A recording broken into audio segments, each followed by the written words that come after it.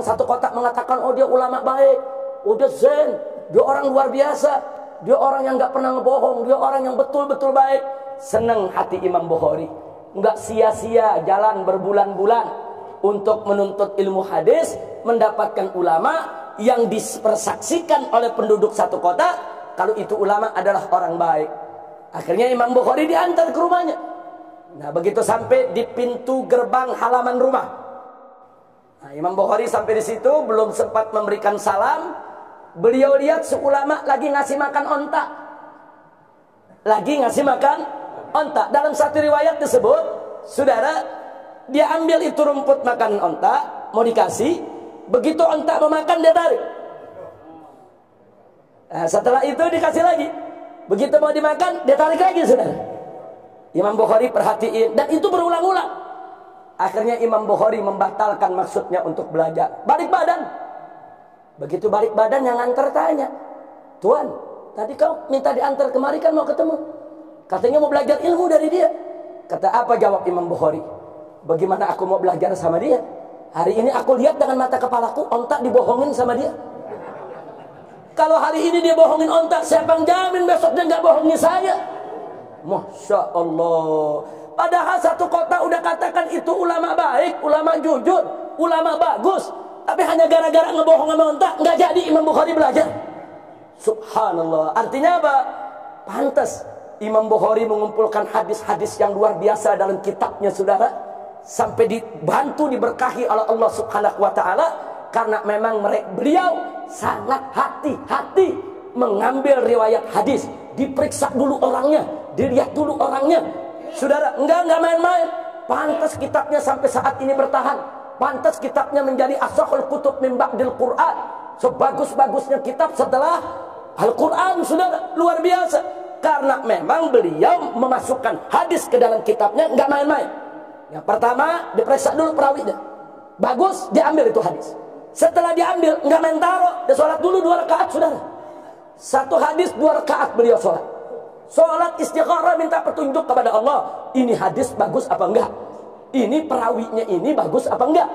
Nah, kalau sholat istikharah 2 rakaat hatinya tenang, baru dimasukin ke dalam kitabnya. Artinya nggak tenang, dia nggak masukin dalam kitabnya. Subhanallah. Nah, karena itu saudara, di zaman sekarang ini penting sekali cara-cara yang dilakukan oleh ulama salaf kita, seperti yang dilakukan oleh Imam Bukhari tadi. Cari guru hati-hati, lihat perilakunya, saudara. Nggak sampai di situ, istikharah, minta petunjuk kepada Allah. Ini saya ikut pengajian ini udah bener apa belum nih? Nah, hati tenang terusin, hati nggak tenang tinggalin, saudara. Nah, ini yang penting sekali. Nah, karena itu di zaman sekarang memang penuh dengan fitnah. Maka itu sebelum saya akhiri, saya ingatkan satu hadis. Nabi pernah mengatakan, oh kama qala Nabi sallallahu alaihi wasallam, sayati zamanun 'alan nas sanawatun khadda'ah. Jadi kata Nabi alaihi salatu wasallam, akan datang kepada umat manusia ini satu zaman yang penuh penipuan dan kebohongan. Sanawatul khadda'ah, tahun-tahun kedustaan, tahun-tahun penipuan, tahun-tahun kebohongan. Kenapa bisa begitu? Beliau mengatakan, yusaddaqu fihal kadhib, pembohong di zaman itu dipercaya. Wa yukadzabu bihas shadiq, sedangkan orang yang jujur nggak dipercaya. Nggak sampai di situ. Wa yu'tamanu fihal kha'in, pengkhianat dikasih amanah. Pengkhianat dikasih amanat buat mimpin, kan amanat tuh, saudara. Sementara wa yukhawwanu fihal amin, orang yang bagus bisa menjaga amanat, saudara, justru dikhianati, nggak dipercaya, nggak dikasih amanat. Kemudian beliau mengatakan wa yantiqu fiha ruwaibidah, dan di zaman tersebut mulai berkicau para ruwaibidah. Sahabat bertanya, "Ma ruwaibidah ya Rasulullah?" Apa itu ruwaibidah ya Rasulullah? Nabi mengatakan, ar-rajulu tafih fi amril ammah. Di riwayat yang lain, as-safi yatakallamu fi amrin nas. Kata Nabi, ar-ruwaibidah itu adalah orang yang bodoh, enggak tahu urusan umat, sok bicara soal umat. Nih Nabi yang katakan nih, ruwaibidah, saudara, enggak ngerti agama, sok bicara agama. Enggak ngerti tafsir, sok bicara tafsir. Enggak ngerti urusan umat, sok bicara urusan umat. Jujur, sekarang banyak gak yang begitu? Oh, luar biasa. Nabi udah kasih kabar, saudara, 15 abad yang lalu. Kalau Nabi memberikan kabar sedemikian rupa, itu untuk agar kita meningkatkan kewaspadaan, agar kita jangan terjebak. Dan tolong diingat, kalau Nabi sudah menyampaikan kabar begitu, ini bukan ramalan. Saya nggak setuju kalau ada mengatakan ini ramalan Nabi, nggak bisa. Nabi bukan tukang ramal. Oh, ada yang bilang ini analisa Nabi, enggak.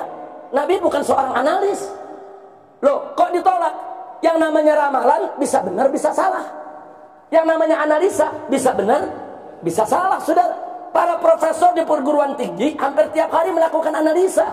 Analisanya bisa benar, bisa salah. Ramalan juga bisa benar, bisa salah. Sedangkan yang Nabi sampaikan kepada kita mustahil salah. Enggak bakal salah. Wa ma yantiqu 'anil hawa in huwa illa wahyu yuha. Jadi kalau Nabi udah kasih berita nih nanti bakal begini nih, itu bukan ramalan, itu bukan analis, bukan. Itu adalah khabarun nabawi. Itu merupakan berita kenabian dan itu merupakan dalilun min dalailin nubuwah. Itu merupakan salah satu bukti dari bukti-bukti kenabian Sayyiduna Muhammad sallallahu alaihi wasallam. Nah, karena itu sekarang kita lihat, saudara, yang jujur dianggap bohong, yang bohong dianggap jujur, yang khianat dikasih amanat, yang mampu, saudara, amanat justru nggak dipercaya untuk diberikan amanat. Inna lillahi wa inna ilaihi rajiun. Ya, termasuk yang di TV yang teriak-teriak, nggak boleh ada menafsirkan Al-Quran, yang paham tafsir Al-Quran hanya Allah dan Rasul. Suruh dia ngomong mebeduk yang nggak bisa jawab. Kalau dia ngomong mebeduk nggak bisa jawab. Nah, kalau dia ngomong sama Ustadz Abdullah Jaidi, Ustadz Zaid Bahmid, Ustadz Taufik ngomong sama kita, ya kita bisa jawab. Kita keruak mulutnya. Ngomong seenaknya. Kalau ulama nggak boleh menafsirkan Al-Quran, berarti semua kitab tafsir mesti dibakar dong. Saudara, al-ulama warasatul anbiya. Ulama itu pewaris Nabi. Nabi itu punya tugas menjelaskan isi kandungan Al-Quran. Allah berfirman dalam Al-Quran kepada Nabi kita Sayyiduna Muhammad sallallahu alaihi wasallam, litubayyina linnasi ma nuzzila ilaihim. Tugasmu hai Nabi, tugasmu hai Muhammad, litubayyina, untuk kau jelaskan linnas, kepada umat manusia, ma nuzzila ilaihim, apa yang diturunkan Allah kepada mereka. Artinya tugas pokok dan utama Nabi salah satunya adalah menjelaskan isi kandungan Al-Quran kepada umat manusia. Itu peran tugas Nabi. Nah, sekarang Nabi sudah tidak ada. Siapa yang mengambil peran tersebut? Al-ulama. Karena al-ulama warasatul anbiya. Kewajiban ulama untuk menjelaskan isi kandungan Al-Quran, untuk menjelaskan isi kandungan hadis Nabi, untuk menjelaskan mana yang hak, mana yang batil, agar umat tidak tersesat. Nah, jadi kalau ada yang ngomong begitu ngawur tuh, saudara. Udah mau caci-maki ulama seenaknya, Masya Allah. Inna lillahi wa inna ilaihi rajiun. Nah, itu yang ingin saya sampaikan pada malam hari ini. Jadi artinya, saudara, bahwa surat Al-Maidah ayat 51 tafsirnya terang benderang.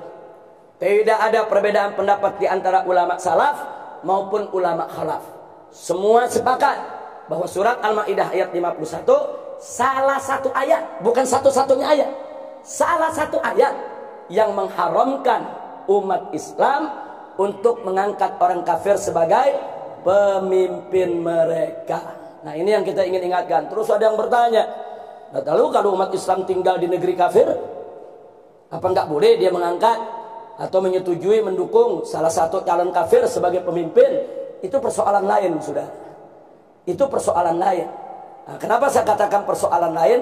Kita bukan bicara itu. Kita bicara di negeri Muslim yang mayoritas Muslim. Nggak boleh kita angkat orang kafir sebagai pemimpin. Tapi kalau ada Muslim yang tinggal di negeri kafir, kemudian ada calon presiden di negeri kafir tersebut, ada dua. Yang satu ngancam, kalau saya menang semua masjid saya tutup. Yang satu lagi janji, kalau saya menang di sini bebas untuk bangun masjid. Kira-kira umat Islam mesti pilih yang mana? Ini urusan darurat. Kita tinggal di negeri kafir. Ad-darurat tubihul mahdurat. Dan berlaku juga al-amal bi'akhafid dararain, saudara. Itu persoalan lain. Nah, sekarang kalau kita bicara di Indonesia, ini Indonesia mayoritas Muslim. Ada mengatakan lebih baik pemimpin kafir asal jujur daripada pemimpin muslim tapi korup. Luar biasanya ngomong begini nggak tanggung-tanggung. Profesor Doktor Kiai Haji. Luar biasa saudara, pimpinan ormas Islam. Kalau mau ngomong mikir dulu. Allah ciptakan otak nih di atas mulut. Maksudnya mikir dulu baru ngomong. Jangan ngomong dulu baru mikir. Ngomong baru mikir sama juga otak dengkul. Habis dia ngomong, dengkulnya mikir. Ittaqullah, takutlah kepada Allah. Saudara, kalimat tadi sangat berbahaya. Satu saudara, lebih baik pemimpin kafir asal jujur daripada pemimpin muslim tapi korup. Kalau dikatakan lebih baik pemimpin kafir asal jujur daripada pemimpin muslim tapi korup, besok anak-anak muda kita yang abangan akan mengatakan, kalau begitu lebih baik jadi orang kafir asal kaya raya daripada jadi muslim tapi miskin melarat. Nah saya tanya, bahaya tidak? Itu ungkapan gak betul saudara. Itu ungkapan mengandung unsur pendangkalan akidah. Maka itu harus ditolak. Gak boleh kita berikan kesempatan sedikit pun untuk diterima di kalangan umat Islam. Jawaban yang kedua saudara. Yang kedua sekarang, kalau ada mengatakan lebih baik pemimpin kafir asal jujur, cerdas, rajin daripada pemimpin muslim tapi korup, bodoh, pemalas. Saudara, ini kalimat berbahaya. Kenapa berbahaya? Karena mengandung unsur pembodohan umat. Kalau tadi pendangkalan akidah, kalau sekarang pembodohan umat. Loh kenapa? Saudara, coba kita lihat, perhatikan baik-baik. Ini kalimat jahat ya saudara. Ini gak mungkin keluar kecuali dari golongan orang yang di dalam dirinya ada hikit, bugut, hasad terhadap Islam. Dia benci, dia jahat, dia busuk terhadap Islam. Loh kenapa? Mari kita lihat, mari kita buktikan. Kok bisanya dia katakan lebih baik pemimpin kafir asal jujur, cerdas, rajin. Buat si kafir dikasih sifat yang bagus-bagus, jujur, cerdas, rajin, daripada pemimpin muslim tapi korup, bodoh dan pemalas. Giliran buat orang Islam dikasih sifat yang jelek-jelek. Jelek-jelek sifatnya saudara, korup, bodoh, pemalas, kurang ajar saudara.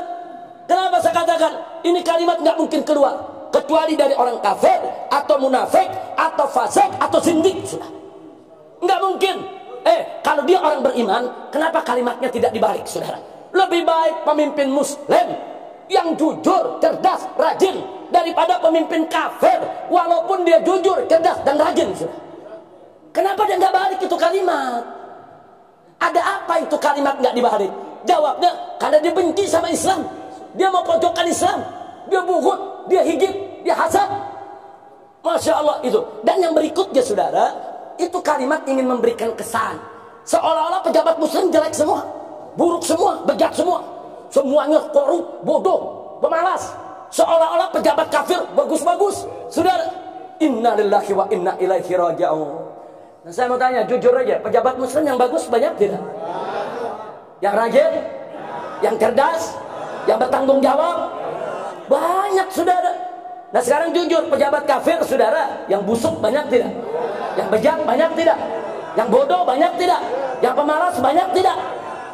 Nah kenapa yang digambarkan kok pejabat muslim jelek-jelek, kurang ajar saudara? Enggak, saya enggak terima. Saya bicara begini bukan saya membela oknum pejabat muslim yang korup, enggak. Oknum pejabat muslim yang korup tangkap, jebloskan ke penjara saudara, bikin malu umat Islam. Bukan kita enggak bela mereka, cuman kita enggak terima kalau izul Islam wal muslimin saudara direndahkan orang. Ini kehormatan umat Islam, ini menyangkut kehormatan Islam. Nggak boleh seenaknya ada orang menjelek-jelekkan para pemimpin muslim, semuanya dipukul rata, jelek, bejat, busuk, terus kita diamkan, haram. Nah, kira-kira jelas tidak? Yang ketiga, saudara, lebih baik pemimpin kafir asal jujur, cerdas dan rajin daripada pemimpin muslim yang korup, bodoh dan pemalas. Saudara, orang ini sedang melakukan perbandingan antara pejabat muslim dengan pejabat kafir. Nah, kalau kita bicara perbandingan, ada ilmunya dan ada metodologinya. Ada yang disebut metodologi komparasi. Bahasa Arabnya disebut manhajul muqaranah. Nah, salah satu syarat untuk melakukan perbandingan, saudara, orang-orang barat mengatakan perbandingan yang sehat itu, perbandingan yang bagus itu harus apple to apple, saudara.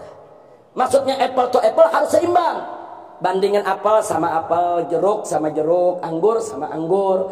Jangan apel dibandingin jeruk. Nah, itu bukan maunya, nggak sepadan, saudara. Jadi kalau bikin perbandingan itu yang sepadan, yang seimbang. Nah, itu metodologi. Saya kasih contoh. Di Jakarta ada asinan. Di Bogor juga ada asinan. Nah, kita rasakan. Habis itu kita bandingkan.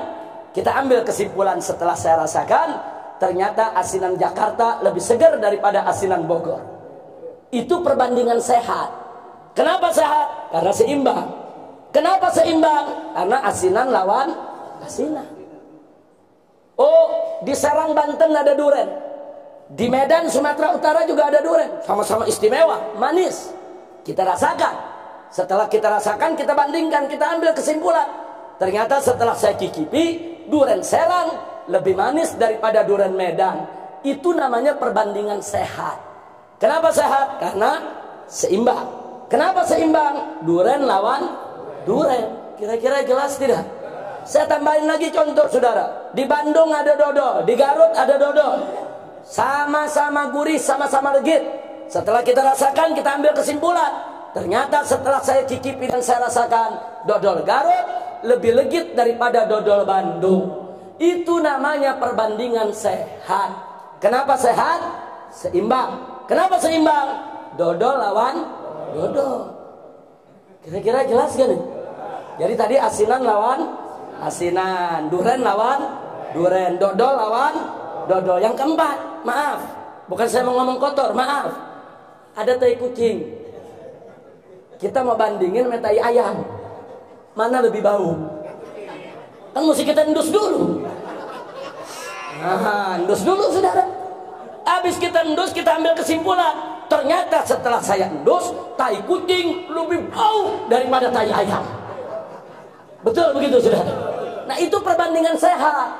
Kenapa sehat? Karena seimbang. Kenapa seimbang? Tai lawan. Kira-kira jelas gak? Boleh lanjut? Nah, sekarang yang kelima. Perhatikan baik-baik nih. Ini yang kelima nih. Ada profesor doktor. Dia mengatakan kepada publik, apa dia bilang?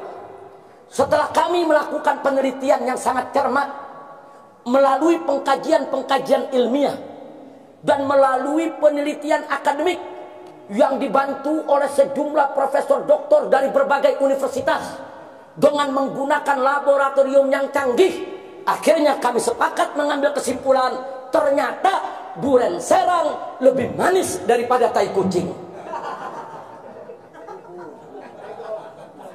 Saya mau tanya, ngawur enggak? Ngawur enggak? Lah kan profesor doktor. Ini yang ngomong profesor doktor, saudara. Saya mau tanya, ini pinter apa goblok? Jujur, pinter apa goblok? Ya pasti goblok, nama duren dibandingin sama tai. Maaf, saudara, saya bicara seperti ini, saudara, untuk supaya masyarakat lebih jelas kalau bikin perbandingan. Nah, sekarang mari kita lihat. Si profesor doktor tadi mengatakan, lebih baik pemimpin kafir asal jujur daripada pemimpin muslim tapi korup. Lah, kok yang jujur dibandingin yang korup? Kok jujur dibandingin korup? Jujur lawan jujur dong. Korup lawan korup. Betul. Lebih baik pemimpin kafir asal pinter daripada pemimpin muslim tapi bodoh. Lah, kok pinter dibandingin bodoh? Pinter lawan pinter, bodoh lawan bodoh. Lebih baik pemimpin kafir asal rajin daripada pemimpin muslim tapi malas. Lah, kok rajin dibandingin malas? Saudara, kalau bodoh dibandingin pinter, jujur dibandingin korup, rajin dibandingin malas, itu sama juga bandingin duren sama tai. Kira-kira jelas gak? Paham tidak? Nah, berarti perbandingan tadi ngawur tidak? Sehat atau sakit? Pinter atau goblok? Nah, makanya saya nggak habis pikir. Ini yang ada di sini yang hadir, Masya Allah, dikasih cuma 2-3 menit udah langsung paham. Ini profesor doktor kuliah 20 tahun lebih nggak paham-paham. Inna lillahi wa inna ilaihi raji'un. Kira-kira jelas tidak? Baik, sekarang kita bikin perbandingan. Maaf sebelumnya, saudara, iman nggak bisa dibandingin dengan kekufuran. Islam nggak bisa dibandingin dengan kekafiran. Orang Muslim mau dibandingin sama orang kafir, nggak bisa, saudara. Sejelek-jeleknya orang Islam, saudara, imannya jauh lebih baik dibandingkan orang kafir yang tidak beriman kepada Allah Subhanahu wa ta'ala. Tapi baiklah, andai kata kita terpaksa harus membandingkan orang Islam dengan orang kafir. Nah, kalau kita membandingkan si Islam sama si kafir, maka variabel yang lain harus seimbang dong. Saya mau tanya yang hadir sini, ada pemimpin kafir jujur, ada pemimpin Muslim jujur, mana yang bagus? Mana lebih bagus? Ada pemimpin kafir cerdas, ada pemimpin Muslim cerdas, mana yang lebih bagus? Ada pemimpin kafir rajin, ada pemimpin Muslim rajin, mana yang bagus? Jujur lawan jujur, cerdas lawan cerdas. Ternyata jujur lawan jujur, cerdas lawan cerdas, rajin lawan rajin, Muslim yang lebih unggul, saudara. Jadi artinya kalau ngebandingin jujur lawan jujur, cerdas lawan cerdas, rajin lawan rajin, korup lawan korup, maling lawan maling dong. Masa orang kafirnya jujur, saudara, orang Islamnya maling. Nah itu kan perbandingan sama juga bandingin duren sama tai. Ini namanya profesor goblok, saudara. Nah, kira-kira jelas tidak? Alhamdulillah. Nah, sekarang ya saya sampaikan begini. Jadi kalimat-kalimat begitu mengada-ada, ingin jual ayat, ingin jual agama, naudzubillah min dzalik. Nah baiklah ya ikhwan, sehebat apapun upaya kita, sebesar apapun tenaga kita, tetap nggak bisa menang tanpa pertolongan Allah. Nggak bisa menang. Kita kalaupun menang bukan karena hebatnya kita, bukan karena besarnya tenaga kita, semata-mata hanya karena nasrum minallah, yaitu pertolongan dari Allah. Nah bagaimana Allah memberikan pertolongannya kepada kita?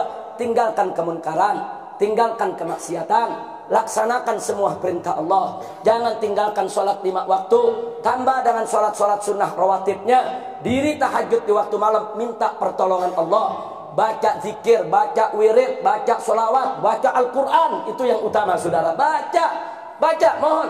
Dan jangan lupa baca yang banyak, hasbunallah wa ni'mal wakil. Karena ini amanat Nabi yang mengamanatkan, saudara. Nah, jadi dalam keadaan terdesak, dalam keadaan serba sulit, jangan lupa baca hasbunallah wa ni'mal wakil. Nah, jadi ini yang ingin saya sampaikan. Nah, kalau bisa harus Senin Kemis jangan kita tinggalkan puasa. Nah, tapi tetap di dalam urusan soal politik, sikap kita jelas bahwa kita hanya boleh memilih pemimpin Muslim. Titik. Haram kita memilih pemimpin kafir. Nah, karena itu saya minta dengan tulus kepada umat Islam, siapapun Anda, dimanapun Anda yang ada di Jakarta, kalau besok dalam pilkada, andai kata saudara penista agama ini tetap lolos, tetap tidak diproses, tetap akan mengikuti pilkada besok, maka saya minta kepada umat Islam, tolong menangkan calon gubernur Muslim. Calon gubernur Muslim kita ada 2, ada Anies Baswedan dan ada juga Agus, putra dari SBY. Saya hanya minta, kalau Anda pendukung Anies, jangan sekali-kali menghina Agus. Dan kalau Anda pendukung Agus, jangan sekali-kali menghina Anies. Jadi sesama calon Muslim nggak boleh saling hina, nggak boleh. Kenapa, saudara? Karena perjuangan kita masih panjang. Kalau pendukung Agus dan pendukung Anies saling caci maki, saling menjelekkan, saling kirim berita-berita fitnah, yaitu di medsos, saudara, itu nanti calon kafir yang untung. Nggak boleh, saudara. Dan bahayanya di mana? Andai kata pendukung Anies dan pendukung Agus saling fitnah, saling menjatuhkan, taruh Anies yang masuk putaran kedua melawan si kafir, nanti pendukung si Agus sudah sakit hati, kecewa, mereka nggak mendukung Anies. Karena apa? Karena kemarin dihina. Itu bahaya, saudara. Bahaya. Jangan-jangan besok udahlah, mereka mau golput saja, akhirnya menang orang kafir, saudara. Nggak boleh. Begitu juga sebaliknya. Kalau Agus yang menang, masuk ke putaran kedua, saudara, tapi karena Anies dihina, Anies dicaci maki, Anies difitnah, pendukungnya sakit hati. Nah begitu masuk putaran kedua, mereka nggak mau dukung Agus, akhirnya si kafir yang bisa menang, saudara. Begitu saya minta umat Islam, silakan Anda pilih siapa yang Anda suka dari Agus dan Anies ini. Anda punya pertimbangan, silakan. Oh, Anda bingung, istakhir rabbak wastafti qalbak. Anda istikharah, minta petunjuk kepada Allah, minta putusan dari hati nurani kita, saudara. Yang penting muslim mesti menang. Nggak boleh kita saling menjatuhkan satu sama lainnya. Amin ya rabbal. Bahkan saya dan kawan-kawan sedang berjuang. Kita sudah buka posko di 267 kelurahan se-Jakarta sampai ke Kepulauan Seribu. Kita punya tekad bagaimana di putaran pertama yang menang sama-sama muslim, saudara. Ini perjuangan kita, jangan putus asa dulu. Jangan bilang itu nggak mungkin, itu sulit. Jangan. Ini perjuangan kita. Bagaimana Anies dan Agus masuk menjadi all Muslim final, saudara. Nah, biar Muslim lawan Muslim di putaran kedua, saudara. Karena di Indonesia ini jumlah penduduk Jakarta, saudara, supaya kita ketahui 89% adalah Muslim, saudara. Dan hampir 8,2 juta pemilih itu adalah suara umat Islam. Nah, karena itu, saudara, suara ini harus kita ambil semua. Bagaimana untuk memenangkan orang Islam? Saya yakin kalau pendukung kedua calon ini tidak saling menjatuhkan, tidak saling menghina, insya Allah, saudara, untuk putaran kedua bisa kita rebut dua-duanya muslim. Amin ya rabbal alamin. Maka itu saya nggak bakal biarkan. Pokoknya kalau ada siapapun, mau tokoh, mau kiai, mau ustadz, menghina salah satunya, akan saya tegur, saudara. Ini bukan saatnya kita ribut. Ini bukan saatnya kita saling menjatuhkan. Bukan. Maaf nih kalau istilah anak muda, muslim sama muslim lagi berkelahi nih. Datang orang kafir, berhenti dulu, tonjok dulu si kafir. Si kafir udah bonyok, baru kita berantem lagi. Kira-kira jelas gak? Paham gak? Jadi jangan udah muslim gak boleh ribut, saudara. Ini apa namanya, perjuangan kita semua. Dan selain itu, saudara, kita minta, tolong, ini informasi. Waktu pemilihan gubernur, saudara, Fauzi Bowo melawan Jokowi, saudara, itu sebetulnya yang menang adalah golput. Jadi Jokowi cuma dapat kurang lebih 2,1 juta, kemudian Fauzi Bowo dapat 1,9 atau 2 juta, itu yang golput 2,67 juta. Nggak main-main, itu yang menang golput, saudara. Nah, makanya sekarang ini yang golput itu sedang kita bujuk supaya mereka tidak golput lagi, saudara. Saya nggak mau berdebat dengan mereka. Oh, di antara ada yang mereka mengatakan ini kan demokrasi togut, ini kan ikut pemilu kan haram. Kita nggak usah berdebat. Taruhlah demokrasi haram, taruh demokrasi itu togut, taruh ini ikut pilkada haram. Tapi jangan lupa, babi itu haram kalau terpaksa boleh dimakan. Babi itu haram, saudara, haram. Tapi kalau terpaksa untuk menyelamatkan nyawa, saudara, boleh dimakan. Ad-darurat tubihul mahdzura. Kalau Anda anggap ini haram, terus Anda nggak mau sentuh orang kafir yang menang, Anda berdosa, bertanggung jawab di hadapan Allah. Jangan, ini saatnya bukan kita berdebat. Bukan, ini bukan kita berdebat, ini demokrasi bagaimana. Bukan, ini saatnya kita bicara bagaimana merebut kembali Jakarta agar dipimpin oleh umat Islam. Amin ya rabbal alamin. Nah, kabar gembiranya saya sampaikan kepada Anda, dari kelompok-kelompok yang golput tadi, mayoritas mereka sudah setuju untuk memenangkan calon muslim, sudah. Mudah-mudahan takbir. Takbir. Sallu ala nabi. Kami dari FPI itu sudah mewajibkan DPD FPI DKI dari mulai awal Oktober sampai menjelang pilkada wajib menggelar 44 kali tabligh akbar di 44 kecamatan. Jadi Jakarta ada 44 kecamatan. Karena itu tiap 2 malam sekali kami tabligh akbar. Untuk apa? Untuk terus menyuarakan kepada umat, menangkan muslim, menangkan muslim, menangkan muslim. Ini umat harus terus dikerahkan. Nah, karena itu saya minta dari ikhwan-ikhwan yang lain juga jangan sampai berhenti untuk memberikan pencerahan kepada umat. Nah, mudah-mudahan Allah menangkan kita semua. Nah, terima kasih, saya minta maaf. Tawalna alaikum kalau saya hari ini terlalu panjang bicara. Tapi mudah-mudahan ini manfaat untuk kita semua. Terima kasih atas segala perhatian. Mohon maaf atas segala kekurangan, kekhilafan dan kesalahannya. Hadani Allah wa iyyakum ila siratihil mustaqim. Wassalamualaikum warahmatullahi wabarakatuh.